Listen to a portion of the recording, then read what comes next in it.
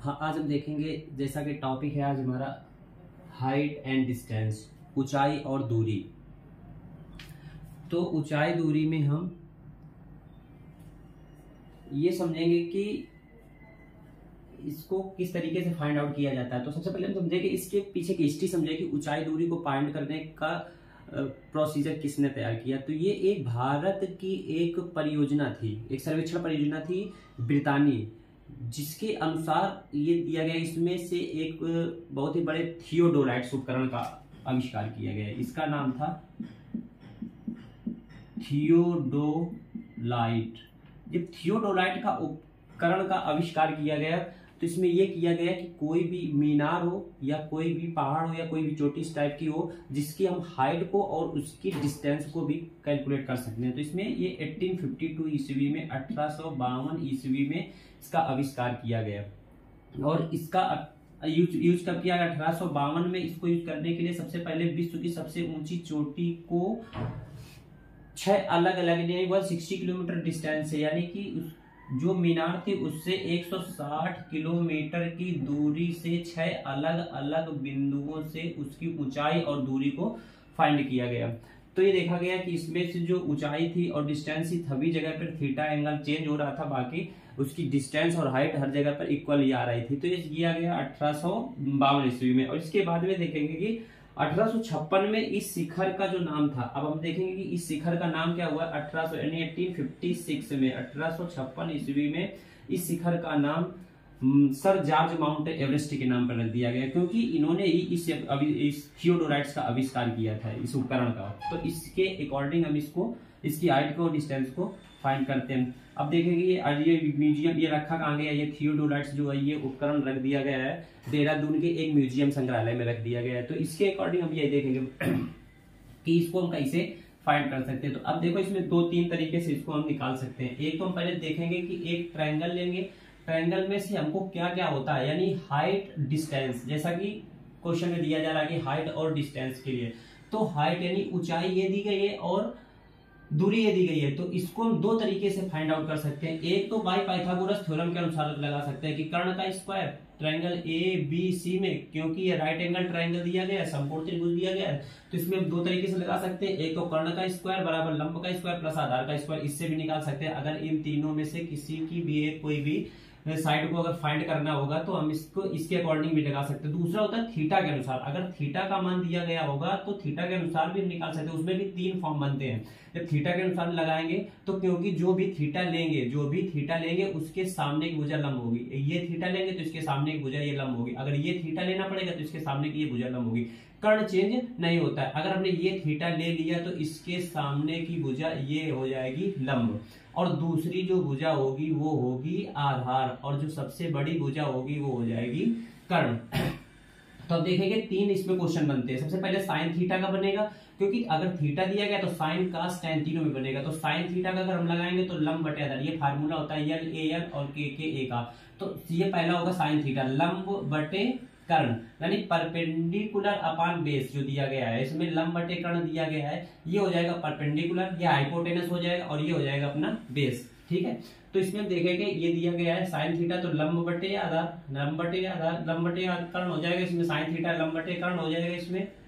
और दूसरा जो दिया गया है अपना कास थीटा, तो आधार बटे कर्ण हो जाएगा इसमें। और तीसरा जो दिया गया है लंब बटे आधार, तो ये लंब बटे आधार, इसमें tan थीटा लग जाएगा। तो 90% क्वेश्चंस में अपना tan थीटा लगेगा, लंब बटे आधार। अब हम इसमें देखेंगे कि इसमें एंगल जो होता है वो 2 टाइप से भी एंगल भी आता है। एक अवनमन कोण होता है और एक होता है उन्नयन कोण। एंगल आप इसको बोलते हैं एलिवेशन और एंगल आप इसको बोलते हैं डिप्रेशन। अब इन दोनों में पहले समझेंगे क्या होता है एंगल।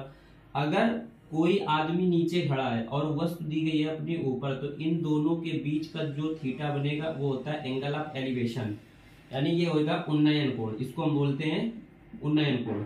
और सेम प्रोसेस में भी होता है कि अगर कोई आदमी ऊपर दिया गया है, यहाँ पर कोई आदमी दिया गया है और कोई भी वस्तु यहाँ पर दी गई है नीचे, ऊपर से नीचे की तरफ देख रहा है उस वस्तु को, तो यहाँ पे अपना जो थीटा बनेगा ये होगा अवनमन कोण, अवनमन कोण। तो अब इसमें भी देखेंगे कि जब 2 समांतर रेखाओं को एक तिरछा रेखा इसके डाइवर्ट करेगी तो इसका एकांतर कोण जो होता है वो आपस में बराबर होता है, यानी एकांतर कोण होगा जो आपस में बराबर, तो ये थीटा, तो ये भी क्या हो जाएगा थीटा, तो ये उन्नयन अवनमन दोनों आपस में बराबर दिखेंगे। तो सबसे पहले यही हम देखेंगे कि इसमें उन्नयन अवनमन क्या है, इसे क्या फाइंड आउट करना है। केवल अगर इसमें रिलेशन बनाना आ गया साइन कॉस टैन में, तो क्वेश्चन को हम अच्छे से सॉर्ट आउट कर सकते हैं। तो अब देखेंगे, जैसे क्वेश्चन दिया गया है हमारा कि एक मीनार के आधार से 15 मीटर की दूरी से किसी मीनार के शिखर का उन्नयन कोण 60 डिग्री है, तो मीनार की ऊंचाई ज्ञात कीजिए। तो पहला देखो क्वेश्चन ये बनेगा कि एक मीनार के आधार से, एक मीनार हम मान लेंगे कोई भी दी गई है, ए बी अपनी एक मीनार दी गई है, तो मीनार के आधार से ये होगा इसका आधार, नीचे का जो भाग है वो है आधार, ऊपर का जो होता है वो होता है शीर्ष, शिखर देखेंगे या तो शीर्ष देखेंगे, इसको आप शिखर भी लिख सकते हैं। तो ये देखो शिखर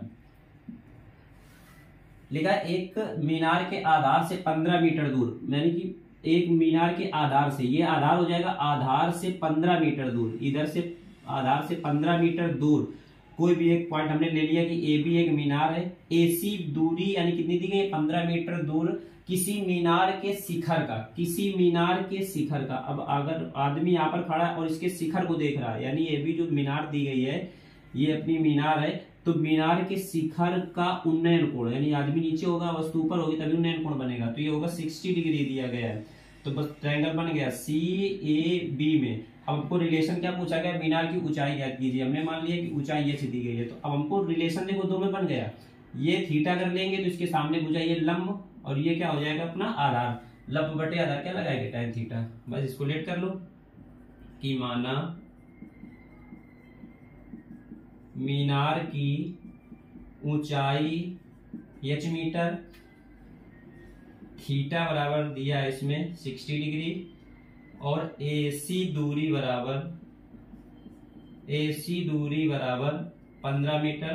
तुम लिखेंगे त्रिभुज, ये 90 डिग्री दिया गया तो CAB में या BAC में, तो त्रिभुज BAC में tan थीटा बराबर, इसमें लगा देंगे लंब बटे आधार, tan थीटा का मान कितना दिया गया है 60 डिग्री, तो लंब का मान कितना हो जाएगा इसमें h बटे 15, tan 60 का मान कितना हो जाएगा इसमें √3, तो h अपान 15, इसका क्रॉस मल्टीप्लाई तो 15 √3, यानी जो h का मान निकल के आएगा वो 15 √3 मीटर हो जाएगा आंसर। इसी में से नेक्स्ट क्वेश्चन को हम देखते हैं, ऐसे बनाना अगर क्वेश्चन है तो कैसे बना सकते हैं। लिखा है इसमें कि भूमि से 60 मीटर की ऊंचाई पर एक पतंग उड़ रही है, भूमि से 60 मीटर की ऊंचाई पर। दूसरा क्वेश्चन हम देखेंगे कि भूमि से 60 मीटर की ऊंचाई पर, यानी कि अगर हम ये ले लें कि भूमि से 60 मीटर की ऊंचाई पर एक कोई पतंग यहाँ पर उड़ रही है, एक पतंग उड़ रही है, तो भूमि के साथ डोरी का झुकाव 60 डिग्री है, भूमि के साथ डोरी का झुकाव, भूमि के साथ डोरी का झुकाव, यानी कि डोरी जो होगी उसका भूमि के साथ में जो झुकाव है वो 60 डिग्री का बन रहा है।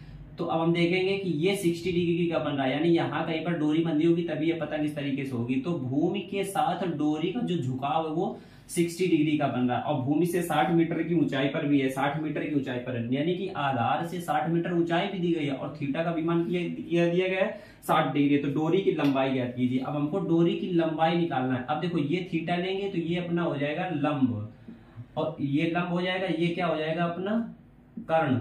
अब हमको रिलेशन बनाना है लंब और कर्ण में, तो लंब और कर्ण में क्या बन रहा है साइन थीटा, लंब और कर्ण में क्या बनेगा साइन थीटा। बस इसको मान लेंगे, इसको लिख देंगे ABC, मानेंगे माना डोरी की लंबाई बराबर L मीटर। अब ये इसमें मान लेंगे कि माना डोरी जो दी गई है, यानी कि ये डोरी जो दी गई है खिंची हुई पतंग से है, तो AB की जो लंबाई दी गई है वो L मान लेंगे इसमें, और ये हाइट B से पतंग की जो ऊपर की हाइट दी गई है पूरी वो कितनी दी गई है 60 मीटर दी गई है, 60 मीटर दी गई है। तो अब हमसे ये पूछा गया है कि डोरी की लंबाई ज्ञात करना है, तो लंबाई के लिए हमको कर्ण निकालना पड़ेगा। तो ये थीटा दिया गया है, तो थीटा के सामने एक भुजा लंब हो जाएगी और बड़ी भुजा कर्ण होगी, ये नीचे का क्या हो जाएगा आधार हो जाएगा। तो अब इसमें माना डोरी की लंबाई दी गई है L, और थीटा बराबर क्या दिया गया है इसमें 60 डिग्री दिया गया है, एलिवेशन एंगल दिया गया है इसमें, उन्नयन कोण दिया गया है। और ऊंचाई बराबर कितना दिया गया है, इसमें ऊंचाई बराबर दिया गया है 60 मीटर। तो लगा देंगे त्रिभुज ए बी सी में, अब ए बी सी में कौन सा थीटा लगेगा, साइन थीटा, अरे क्योंकि लंब और कर्ण में रिलेशन बनाना है, तो इसमें बन जाएगा साइन थीटा बराबर आ जाएगा लंब बटे कर्ण। साइन थीटा का मान कितना दिया गया है 60 डिग्री, इक्वल लंब का मान कितना दिया गया है इसमें 60 डिग्री, और कर्ण कितना यल हमको फाइंड आउट करना है। तो साइन 60 का मान कितना हो जाएगा अंडर रूट 3/2 आ जाएगा।